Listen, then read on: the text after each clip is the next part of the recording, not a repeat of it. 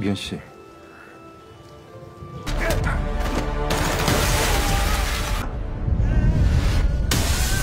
이미연!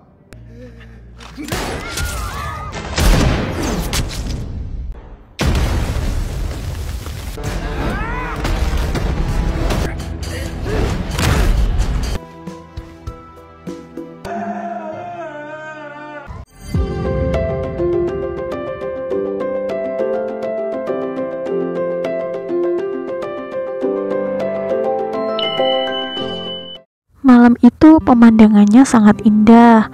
Juwon dan juga Dusik harus melaksanakan misi penyelamatan Dr. Kang yang lagi diculik sama Rusia. Dusik kemudian bawa Juwon terbang. Sementara itu pihak Rusia maksa Dr. Kang untuk ngasih tahu ke atasan di berkasnya sambil nodongin pistol. Dusik dan Juwon sampai di lokasi dan Dusik langsung ngelepasin Juwon. Juwon pun jatuh dan nimpa penjahat itu. Juwon langsung ditodong sama para penjaga di sana. Juwon kemudian nembak-nembakin orang yang ada di sana, begitupun juga dengan Dusik. Mereka berdua akhirnya berhasil ngalahin para penjahat itu. Dusik kemudian bawa Dr. Kang untuk pergi ke Korea Selatan. Sementara Juwon ditinggalin sendirian di sana. Setelah selesai nganterin Dr. Kang, Dusik pun balik lagi untuk nemuin Juwon. Kemudian mereka berdua makan bareng. Saat itu tangan Juwon ketembak dan masih ada peluru yang ketinggalan di tangannya. Makanya Dusik kemudian minjemin pisau dari mendiang ayahnya untuk nyungkil peluru itu. Tahun 1994 saat Dusik tiba-tiba ngilang setelah menjalankan misi, Direktur Min manggil Mi-hyun dan minta Mi-hyun kerjasama untuk nangkep Dusik. Dusik kemudian tertangkap di rumahnya Mi-hyun dan dibawa ke kantor. Dusik bakal langsung dibawa ke ruangan Direktur Min. Saat itu dia papasan sama Juwon. Dusik nyuruh Juwon untuk minum kopi aja seperti yang biasa mereka lakuin. Juwon kemudian datang ke mesin penjual otomatis dan tiba-tiba Mi-hyun datang. Rupanya di malam saat Dusik tertangkap, Mi-hyun ngambil pistolnya Dusik dan ngancam dia. Karena itu Dusik akhirnya ikut. Dusik kemudian ke ruangan Direktur Min. Direktur Min nanyain gimana soal misinya, berhasil atau gagal. Tapi Dusik bilang yang penting adalah hasilnya sama. Tapi Direktur Min mengharuskan Dusik untuk melapor apapun itu. Karena itu Dusik ngancam Direktur Min kalau dia bakalan laporin ke Gedung Biru soal perbuatan Direktur Min. Dusik juga merasa dikhianati dengan apa yang dilakuin sama Mi-hyun. Dusik kemudian bilang kalau dia bakalan hidup sesukanya mulai sekarang, sekalipun dia harus dikejar sama Korea Utara dan juga Selatan. Dusik kemudian nembakin para penjaga yang ada di ruangan Pak Min. Direktur Min pun tertembak di bagian pelipisnya. Dusik kemudian bawa Direktur Min terbang dan keluar kantor. Saat itu semua orang yang ada di kantor keluar dan ngeliat apa yang dilakuin sama Dusik. Lihat apa yang dilakuin Dusik, Mi-hyun pun berpikir kalau Dusik ngelakuin semua itu untuk Mi-hyun. Sebenarnya Dusik bisa aja kabur gitu aja. Tapi Dusik ngambil resiko dan kembali demi untuk menyangkal hubungan mereka berdua. Supaya Mi-hyun gak dikejar-kejar sama Direktur Min. Dusik kemudian nembak Mi-hyun, tapi untung aja saat itu dihadang sama Juwon. Jadi Juwon yang tertembak. Dan ternyata sebelumnya Dusik yang nyuruh Mi-hyun untuk ngambil pistolnya Dusik dan nodong Dusik. Semua yang mereka lakuin itu cuma acting. Dan saat Mi-hyun datang ke mesin penjual otomatis, Mi-hyun ngasihin pisau Dusik ke Juwon. Dusik kemudian bawa Direktur Min terbang dan disangkutin di pohon di dekat Gedung Biru. Karena itu Direktur Min gak bisa jelasin apa yang terjadi kepada pihak Gedung Biru. Direktur Min akhirnya diturunkan jabatannya dan seketika ANSP pun jadi bubar. Sementara Dusik menghilang gitu aja. Ayahnya Lee Mi-hyun yang sakit-sakitan pun akhirnya meninggal. Sekarang Lee Mi-hyun menjadi sendirian. Mi-hyun kemudian mulai kerja di organisasi lain. Mi-hyun udah mulai sibuk dengan kesehariannya, tapi Dusik gak juga kembali. Hari demi hari pun berlalu. Mi-hyun jadi sering menatap langit karena dia berharap bisa ngeliat Dusik di sana. Tapi Dusik gak juga kembali. Malam itu Mi-hyun berjalan di tengah musim salju. Secara tiba-tiba Dusik muncul di belakangnya. Dusik kemudian ngajakin Mihyun untuk terbang dan ngeliat pemandangan indah. Singkat cerita, mereka berdua udah menikah dan udah punya anak yang diberi nama Bongsuk. Mereka tinggal di desa terpencil dan sekarang ini mereka bertani.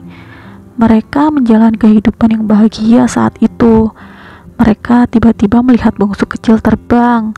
Karena itu, Dusik kemudian masang jaring di kamarnya untuk melindungi Bongsuk. Setelah sekian lama, kini Direktur Min kembali lagi bekerja di kantor dan membentuk ANSP lagi. Dia nyuruh Won Yu untuk memanggil semua orang kecuali Juwon. Malam-malam Dusik dan Mihyun ngobrol. Rencananya suatu saat mereka pengen pindah ke kota Seoul. Dusik ngajakin Mihyun untuk buka sebuah warung makan tonkatsu kesukaan Dusik. Keesokan harinya mereka berdua memetik buah apel. Mihyun kemudian balik lagi karena dia mau masak. Tapi setelah nyampe rumah, tiba-tiba Bongsuk gak ada dan gerbangnya kebuka. Dusik kemudian datang dan nyariin Bongsuk. Gak taunya Bongsuk terbang tinggi banget di atas awan. Untung aja saat itu Dusik nemuin Bongsuk. Keesokan harinya ada seorang bapak-bapak yang mau beli apel. Gak taunya bapak itu adalah salah satu orang suruhan Direktur Min yang bernama Jo Rayuk. Malamnya rumah mereka dikepung sama pasukan Direktur Min. Dusik nyuruh Mihyun untuk kabur sama Bongsuk, sedangkan dia yang akan memancing pasukannya Direktur Min itu. Di situ bahkan ada Bong Pyong, Naju, dan juga Jinchon. Mereka semua kemudian bertarung sama Dusik. Setelah Dusik berhasil mengalihkan perhatian mereka, Dusik pun kemudian ngasih kode ke Mihyun supaya Mihyun bisa kabur. Setelah mereka kabur, Dusik kemudian nyerahin diri. Mihyun berusaha kabur sejauh mungkin. Dia kemudian mampir di sebuah kedai, tapi setelah keluar dari kedai itu, gak taunya Jo Rayuk masih ngikutin mereka. Setelah Dusik pergi, Juwon benar-benar sendirian. Dan setelah ANSP dibubarkan, Juwon kemudian pindah di sebuah organisasi dan dia jadi pekerja kantoran. Sekarang Juwon juga udah nikah sama Jihae, tapi mereka berdua belum punya anak. Semenjak kerja kantoran, Juwon jadi merasa kalau dia nggak punya semangat hidup karena pekerjaannya itu terlalu ribet menurut dia. Karena dia nggak terbiasa kan. Jihae kemudian ngomong sama Juwon kalau Juwon boleh ngelakuin apapun yang dia pengen. Sesampainya di kantor, Juwon udah nyiapin surat pengunduran diri. Tapi pas buka laci meja, Juwon ngeliat di situ ada surat perpanjangan sewa rumah PNS yang sekarang ini dia tempatin. Di situ teman kerjanya jelasin kalau bukan PNS dia nggak akan dapat perpanjangan sewa rumah PNS. Karena itu Juwon dilema.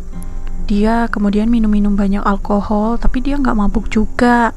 Sesampainya di rumah, Juwon minta Jihae untuk beliin tas baru karena Juwon bakalan tetap kerja kantoran. Hari demi hari pun dilalui Juwon sebagai pekerja kantoran. Jihae yang berharap pengen segera punya anak pun selalu melakukan tes kehamilan, tapi tetap aja hasilnya negatif. Juwon berangkat ke kantor seperti biasa, tapi tiba-tiba dia ngelihat banyak para pegawai yang lari berhamburan. Saat dia ngelihat berita, ternyata ada bangkai kapal selam yang ada di Laut Selatan. Diduga ada 26 orang mata-mata yang datang ke Korea Selatan. Malam pun tiba, Juwon udah capek-capek ngetik banyak banget, tapi nggak taunya komputernya error.